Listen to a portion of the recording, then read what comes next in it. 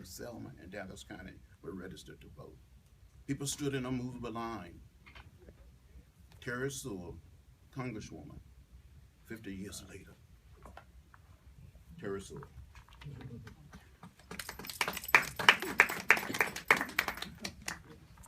Today I stand with my colleagues to demand that Congress act to restore the Voting Rights Act of 1965. We must not allow ourselves to be distracted by all this talk about a Confederate flag and symbols and statutes. To be sure, these offensive symbols are relics of the past, and that's where they belong, in the past. But to truly change the hearts and minds of people, we must do it now, have policies and laws that change behavior. So today we declare that restoring the Voting Rights Act is the tangible, substantive way that we in Congress can level the playing field and ensure that all Americans have access to the ballot box. It is a unique and positive action that only Congress can do.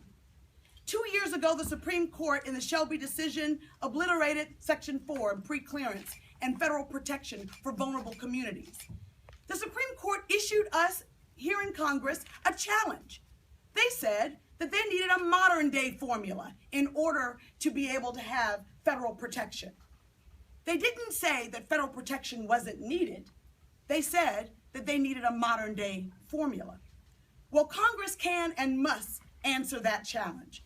The fate of our democracy depends on its citizens having the unfettered, unrestricted right to vote. Our vote is our voice, and no voice should be silenced. We must never surrender the voice, our voice, that was died for, prayed for, marched for by brave Americans like our beloved Congressman, John Lewis. When we place barriers to voting or support voting practices that have the intended or unintended consequences of impacting vulnerable communities, that's what we're doing. The hypocrisy of this Congress is really baffling to me. You know, just in March 7th, Congressman Lewis welcomed, and I welcomed to Selma, over 100 members of Congress to commemorate, really celebrate what happened on Bloody Sunday. The fact that brave men and women, ordinary Americans, could collectively working together achieve extraordinary social change was something that both Republicans and Democrats showed up in Selma to do. It was a kumbaya moment. But when we came back to Congress, what did we do? Nothing. Yes, we agreed to give a congressional gold medal to the foot soldiers, and it is a long time coming. But instead of giving a medal, my challenge to my colleagues, Republicans and Democrats, is that we actually restore the Voting Rights Act.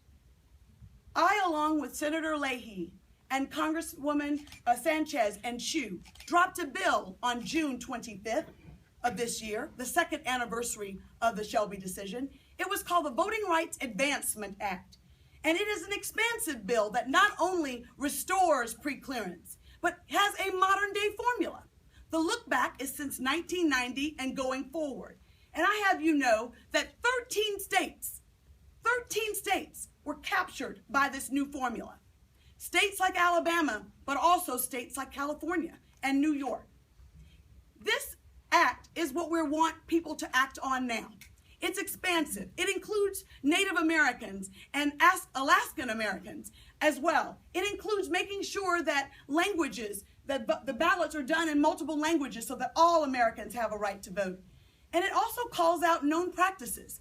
Practices like moving from districts that are defined to at-large districts that often dilute the vote for African Americans and vulnerable communities. In closing, I think that we in Congress are the only ones who can truly act on what the challenge was from the Shelby case.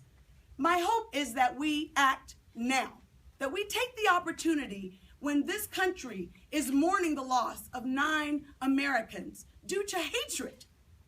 We can level the playing field and bring back and restore the Voting Rights Act. We must do so. We have to do so, and we should do it now.